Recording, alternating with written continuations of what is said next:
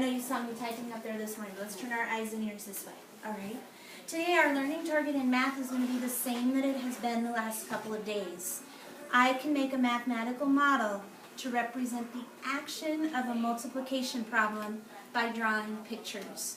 You guys are doing a really nice job of using our flow map to help you do that. All right? So remember, mathematical models represent the action in a multiplication problem, just like illustrations represent the words in a story, just like symbols on a map represent places in a city, just like X and O represent offensive and defensive players. All right? So today I'm going to do some more thinking, and my thinking is going to be about this problem right here. Would you guys like to read it with me? Yeah. There are 10 apples in a basket. Each apple has 4 worms. How many worms do the apples have in all? So I'm going to be thinking today, what am I trying to accomplish? After reading the problem, I know I'm trying to figure out how many worms do the apples have in all. That was the question that I was being asked. I know that to figure that out, I need to think about my apples, and I know I had 10 of them. So I'm going to draw that to represent it. That's going to be my apple. 2, 3, 4, 5, 6, 7, 8, 9, 10. And I know that in my mathematical model, I'm going to have something in each of those apples. I know from my problem that each apple has 4 worms. 1, 2, 3, 4. Those look like little worms to me. Remember, I'm not in art class. I'm not trying to draw an elaborate picture. I'm just doing a quick sketch to represent what's in my problem. Worms.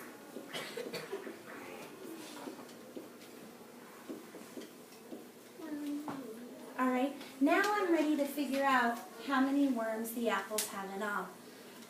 So I'm going to think to myself, what strategies can I use to figure out how many worms are in those apples? I have this great model. What could I do? Well, I know my double stacks from addition. And when I look up here and see all of these 4s, wow, I see lots of doubles. I would do it by 2. So I think I'm going to try my doubles and see if that helps me. I know that 4 and 4, these two together, 4 plus 4 is 8. Here's another double. Look at this. 16. 4 and 4 is another 8. Which equals 16. Ooh, thanks for letting it be my turn. Another 4 and 4 is 8. Another 4 and 4 is 8. And another 4 and 4 is 8. 8, 8, 8. How well is this strategy working for me? I knew all those 4s and 4s pretty good. And you know what? Now I see some more doubles. Look at this. I see 8 and 8.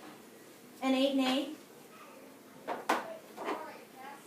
8 and 8 is what? I think I heard some of you say it. Who knows what 8 and 8 is? 16. Bella? 16. 16. So gosh, now I have this 8 and 8. That's going to be 16. And now I have this 8 and 8. 16. And this is 16. So let me think. How well is this strategy working for me? Pretty good. But you know what? Now I have this lonely 8 all by itself. It doesn't have a double. So I need to think, what else could I do? Oh, I know. 8 plus 4. You know what else I remember about adding? I remember that I can make 10s, or I can add 10s. So when I have my 16 and my 16 and my 8, look at that, I have a 10 here and a 10 here. And I know 10 plus 10 is 20. It's another double. Now I know I have 6 plus 6. Another double. 12. It's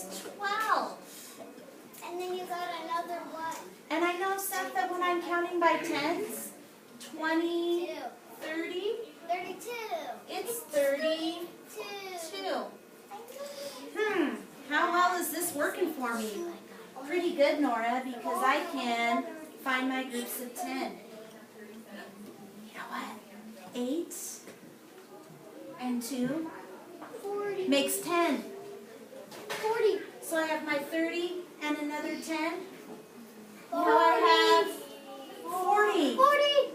So I think, how many worms do I have in all? I think I have 40 Can I count it?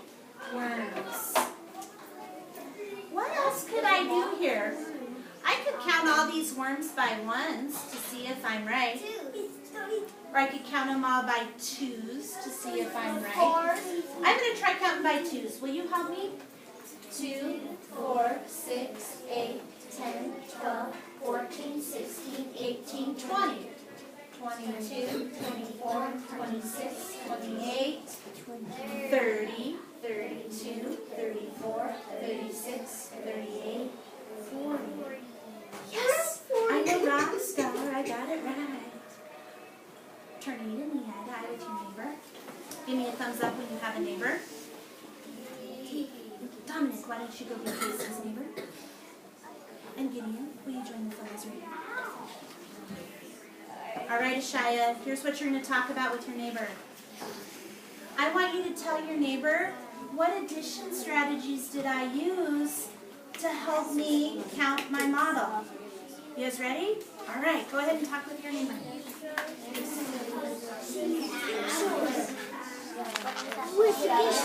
What strategies did she use? She used pictures with addition. Tell me about her addition strategies that she used. She used doubles. What else did she use? Let's see if maybe your partner can tell us. She used doubles. What else did she count by? 4s. Did she count by 4s? No. Oh, I guess we counted 2s. She did count by 2s. That was an addition strategy she used. Can you think of anything else she did? Yeah. She added all the 10s. She added all the 10s. I heard 3 different strategies. Nice job. That's a huge iPad. It's like an iPhone. All right, guys, can you turn your eyes and ears this way? 4, 3, 2, and 1. Seth, what did you notice I used to help me add? You use doubles, 2s, and pictures. So to count my pictures in my model, I used doubles, and I counted by 2s. Nora, did you notice something different? You wanted to make sure you got the answer right, so you counted And how did I recount? by 2. Anything else, Charlie, you want to add? You counted by 10s.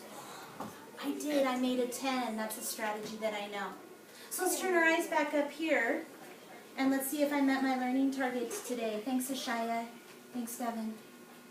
I can make a mathematical model to represent the action of a multiplication problem by drawing pictures. I think I did that. I had my model, and today I made sure that I used my addition strategies that I know to count up the items in my model. So you guys are going to have a chance to do that again today, because you're getting very good at it. All right? So turn your eyes and ears this way, and I'm going to send us off to work today.